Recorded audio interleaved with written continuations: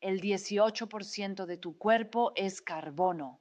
Probablemente lo sabías, lo aprendiste en alguna clase, lo leíste en algún lado y lo guardaste en esa categoría de datos interesantes que nunca vuelves a pensar de verdad. Pero hoy quiero que lo pienses de verdad, no el porcentaje. Eso no importa ahora. Lo que importa es el átomo específico de carbono que está en tu ADN en este momento.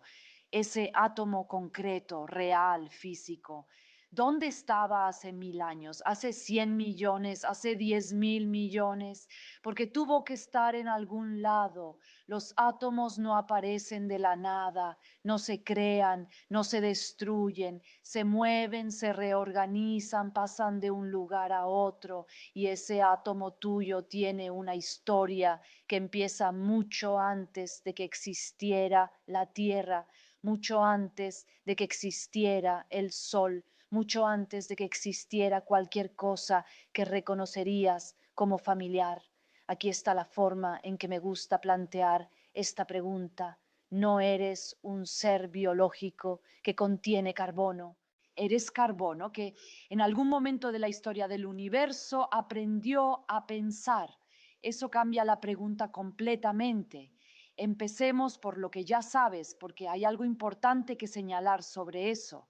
El ciclo del carbono. Todos lo aprendieron. Las plantas absorben dióxido de carbono de la atmósfera.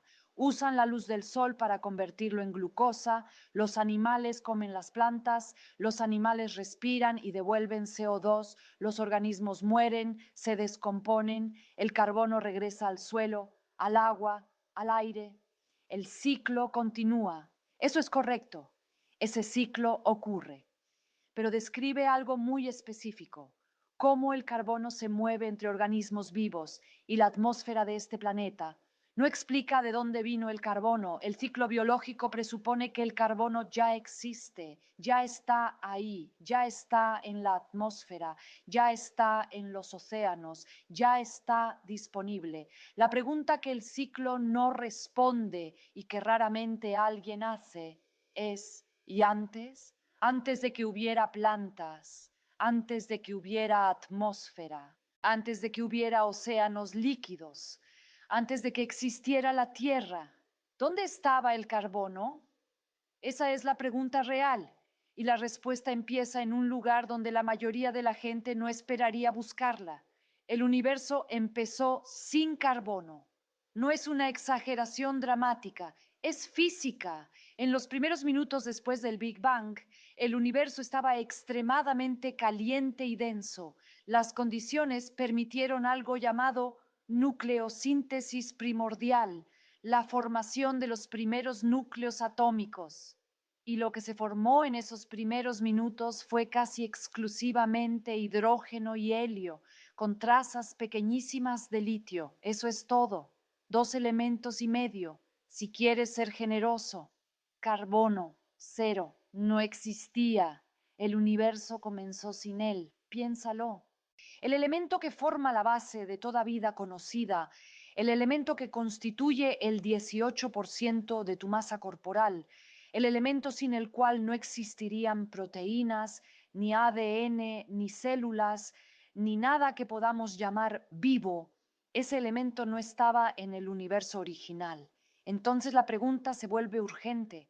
¿Quién lo fabricó? Porque alguien tuvo que hacerlo. Los átomos de carbono que están en ti ahora mismo no existían hace 13.000 millones de años. Fueron construidos, sintetizados, forjados, y lo que los forjó fue algo que, en comparación, hace que cualquier laboratorio humano parezca un juguete. Una estrella en su núcleo es básicamente una fusión nuclear continua. Hidrógeno se convierte en helio. Eso libera energía. Esa energía es lo que vemos cuando miramos el sol, lo que sentimos cuando hay luz solar en la cara, pero el hidrógeno no dura para siempre. Una estrella suficientemente masiva eventualmente agota su hidrógeno central y el núcleo se contrae y se calienta aún más. Las temperaturas suben a cientos de millones de grados y ahí empieza algo distinto. El siguiente combustible es el helio. Y aquí viene el problema. El problema real, físico, que durante años fue una paradoja sin resolver. Para fabricar carbono 12, el isótopo de carbono más abundante, el que forma la base de la química orgánica, necesitas fusionar 3 núcleos de helio 4 en una sola reacción. Ese proceso se llama triple alfa.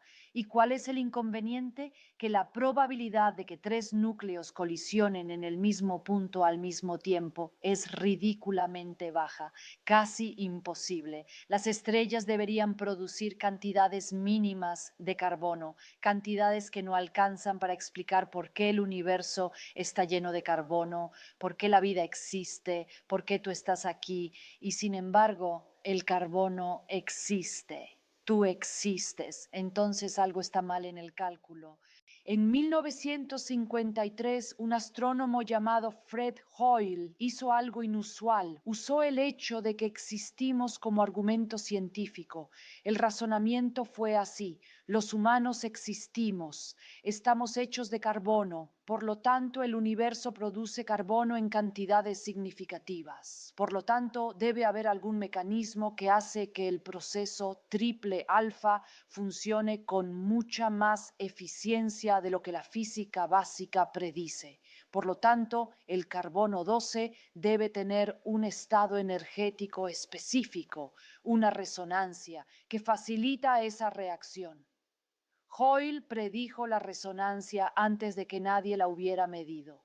Calculó aproximadamente en qué nivel de energía debía estar y luego le pidió a un equipo experimental que la buscara. La encontraron exactamente donde Hoyle dijo que estaría. Eso no es misticismo, no es diseño inteligente, es física, pero es física con una textura extraña. Hoyle usó nuestra existencia como dato de entrada para predecir una propiedad atómica. El hecho de que estemos aquí nos dice algo sobre cómo está organizado el universo a nivel nuclear. Si esa resonancia estuviera apenas un poco fuera de lugar, unos pocos por ciento en la escala de energía, el carbono no se produciría en cantidades suficientes, no habría química orgánica, no habría vida, no habría nadie preguntando de dónde viene el carbono. El universo parece estar ajustado de una manera específica que permite que el carbono exista. ¿Por qué está ajustado así? Esa es una pregunta que la física todavía no responde y que probablemente no responderá pronto. Entonces las estrellas fabrican carbono. ¿Y cómo llega a la Tierra? Una estrella masiva no vive para siempre. Cuando agota su combustible nuclear, después de millones o miles de millones de años, dependiendo de su tamaño, su núcleo colapsa en fracciones de segundo. Y ese colapso genera una explosión de una violencia que es difícil de dimensionar, una supernova. En una supernova, la estrella libera más energía en unos segundos que el Sol en toda su vida. Y en esa explosión, todo el material que la estrella había sintetizado durante su existencia, carbono, oxígeno, nitrógeno, hierro y docenas de otros elementos, es expulsado al espacio interestelar, no metafóricamente, literalmente. El carbono sale disparado al espacio como polvo, como gas, como moléculas simples que viajan durante millones de años por nubes moleculares enormes. Y en esas nubes ya ocurre algo interesante. El carbono empieza a reaccionar. Se forman moléculas orgánicas simples en el espacio interestelar. Metanol, formaldehído, incluso aminoácidos en algunos meteoritos. El universo empieza a hacer química orgánica mucho antes de que exista ningún planeta. La Tierra se formó hace aproximadamente 4.500 millones de años, a partir de la condensación de una de esas nubes. El carbono estaba ahí desde el principio, mezclado en la roca primitiva, disuelto en los océanos que se formaron después, circulando en una atmósfera que no tenía oxígeno libre todavía, y durante casi 1.000 millones de años después de la formación de la Tierra, ese carbono existió sin vida. Estaba en el planeta, en los minerales, en el agua, en el aire, completamente inerte en el sentido de que no formaba parte de ningún organismo. Nadie lo esperaba, no había nadie, pero el carbono estaba ahí de todas formas. Bien, entonces tenemos carbono en un planeta joven. ¿Cómo pasa de estar en el agua o en la roca a estar en una célula viva? Esa pregunta tiene dos partes y es crucial separarlas porque una tiene respuesta y la otra no. La primera parte, ¿por qué la vida usa carbono? Eso sí lo entendemos. El carbono tiene una propiedad química que ningún otro elemento iguala a temperatura y presión normales. Puede formar 4 enlaces covalentes simultáneamente. Puede encadenarse consigo mismo en cadenas largas, estables, ramificadas, cíclicas. Puede construir estructuras de una complejidad molecular que simplemente no es posible con hidrógeno o helio o nitrógeno solos. Si quieres construir una molécula capaz de almacenar información, replicarse, catalizar reacciones, responder al ambiente, necesitas carbono. No hay alternativa realista con la química que conocemos. Eso explica por qué la vida usa carbono. Es la elección lógica del universo, si es que el universo puede hacer elecciones. La segunda parte, cómo surgió la primera molécula viva. Eso no lo sabemos. Tenemos hipótesis. Hay evidencia de que en las chimeneas hidrotermales del fondo del océano, donde el agua caliente cargada de minerales emerge del suelo oceánico, las condiciones químicas son propicias para síntesis orgánicas complejas.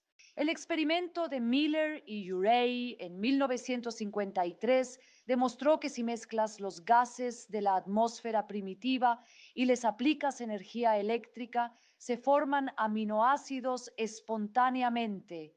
Hay meteoritos que contienen compuestos orgánicos, incluyendo algunos aminoácidos, lo que sugiere que la panspermia, la llegada de material orgánico desde el espacio, pudo haber contribuido, pero ninguna de esas hipótesis explica el salto completo, el salto de molécula orgánica compleja a molécula que se replica a sí misma y transmite información. Ese momento, el momento exacto en que la química se convirtió en biología, no lo hemos reproducido en laboratorio, no lo hemos observado. Tenemos una secuencia plausible de pasos, pero la transición precisa sigue siendo la frontera activa de la ciencia.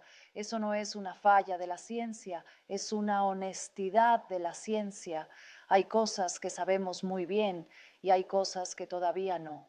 Y la línea entre esas dos categorías importa.